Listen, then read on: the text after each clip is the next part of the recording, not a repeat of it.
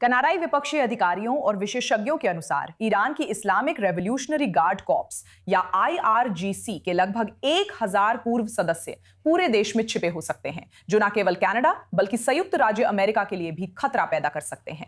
चिंता है कि कुछ लोग शरण लेने के रास्तों या आप्रवासन की खामियों से देश में आए हैं, जिससे उन्हें ट्रैक या निर्वासित करना मुश्किल होता है। यह ऐसे समय में सामने आया है जब खुफिया चेतावनियों के अनुसार ईरान ने संभवतः कार्रवाई शुरू करने का संकेत जारी किया है, जिससे अमेरिका और इजरायल से युद्ध के बाद स्लीपर नेटवर्क्स विदेशों में सक्रिय हो सकते हैं। कनाडाई अधिकारियों के अनुसार आंकड़े पूरी तरह प्रमाणित नहीं हैं, लेकिन इस जोखिम से निपटने के लिए वास्तव में पर्याप्त किया जा रहा है या नहीं, इस पर बहस तेज हो गई है। अब ओटावा से मैकडॉनल्ड लॉरियर इंस्टीट्यूट के निदेशक केसी बैब हमारे साथ हैं।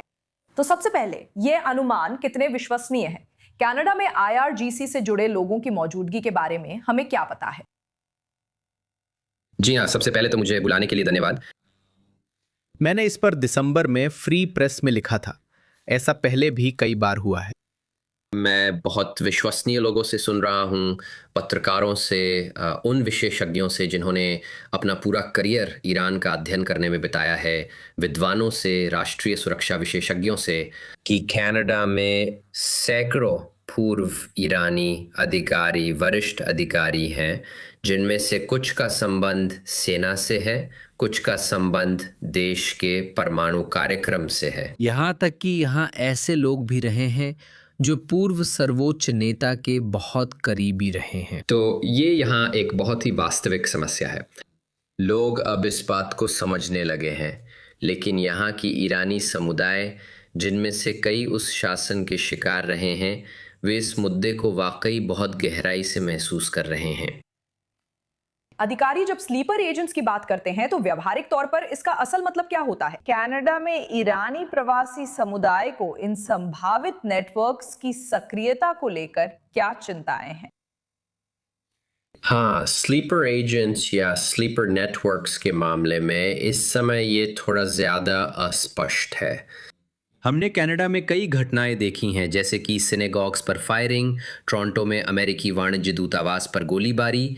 ऐसे लोग जिन्हें निशाना बनाया गया है, जिन्होंने खुलकर अपनी बात रखी है, और वे असंतुष्ट लोग जिन्होंने शासन के खिलाफ आवाज़ उठाई है।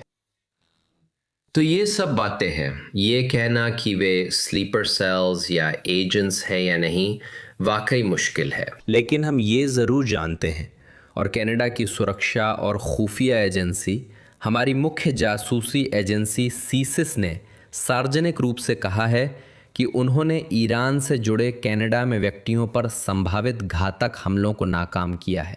उन्हें अपने संसाधनों को दूसरी ओर मोड़ना और रणनीति बदलनी पड़ी है ताकि खतरों को रोका जा सके। यह एक गंभीर मुद्दा है। ये लोगों की जान को खतरे में डाल रहा है, और जैसा कि आपने बताया, प्रवासी समुदाय डरे हुए हैं। वे आते हैं और नहीं चाहते कि ये लोग उनके पड़ोस में रहे। लेकिन मुझे लगता है कि मूल रूप से जिन बहुत से लोगों से मैंने बात की है, जो बहुत अच्छे लोग हैं और जो कनाडा आए हैं ताकि इस देश को बेहतर बना सके और अपने परिवार के लिए बेहतर जीवन बना सके, वे डरे हुए हैं। मैं इन रिपोर्टों पर कनाडाई लोगों की सामान्य प्रतिक्रिया के बारे में बात करना चाहती हूँ। क्या ये एक व्यापक चिंता का विषय है या ये कोई मुद्दा ही नहीं है? काश मैं आपको बता सकता कि ये एक व्यापक चिंता का विषय है, लेकिन सच्चाई ये है कि मुझे लगता है कि आम कनाडाई के लिए ये कोई मुद्दा नहीं है। और मूल रूप से मुझे लगता है कि ये देश में चल रही एक व्यापक सामाजिक समस्या का हिस्सा है। ये वास्तव में एक बहुत गंभीर खतरा है। शायद मेरी राय में मैं इसे संभवतः देश के सामने इस समय सबसे गंभीर समस्या मान सकता हूँ। और वो ये है कि दशकों से, और ख़ासकर पिछले कुछ वर्षों में, हमें न केवल ये सिखाया गया है कि विविधता हमारी ताकत है, बल्कि यह भी कि किसी भी स्तर की विविधता पर सवाल उठाना भी नस्लवादी है, जब तक कि वो यहूदी या इजरायली विविधता ना हो। हमें सिखाया गया है कि विविधता पर सवाल उठाना नस्लवादी माना जाएगा या आप पर कोई ठप्पा लगा दिया जाएगा, जबकि वही विविधता सामाजिक एकता, लोकतांत्रिक मूल्यों और राष्ट्रीय सुरक्षा को कमजोर कर रही है।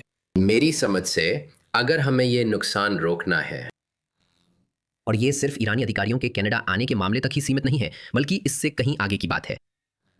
हमें इस सच्चाई को समझना होगा कि असहिष्णुता को सहन करना आखिरकार हमें ही बर्बाद कर देगा।